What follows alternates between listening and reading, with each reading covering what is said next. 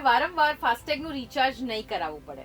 હાય, હું છું હેલી. હવે વર્ષમાં એકવાર 3000 રૂપિયાનું રિચાર્જ કરાવો અને એનો ઉપયોગ તમે 200 ટ્રીપ સુધી કરી શકો છો. અને એકવાર જો એ 200 ટ્રીપ્સ પૂરી થઈ જાય પછી તમારે જે તે જગ્યાનો જે ટોલ થતો હોય એ ઉપરથી આપવાનો રહેશે. અધરવાઇઝ એ 3000 રૂપિયાનો જે પાસ તમે લીધો છે એ એન્યુઅલ પાસ એક આખું વર્ષ ચાલશે.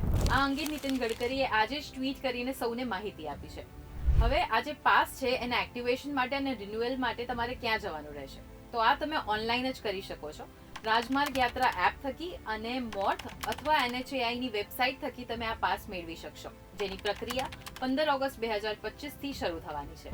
અને આ જે પાસ છે એ કોઈ ટેક્સી કે બસ માટે નથી, માત્ર પ્રાઇવેટ વ્હીકલ્સ માટે છે. તો હેઝલ ફ્રી હાઈવે ટ્રાવેલ માટે ટોલ પ્લાઝાને વધારે સિમ્પ્લિફાય અને અફોર્ડેબલ કરી દેવાયો છે.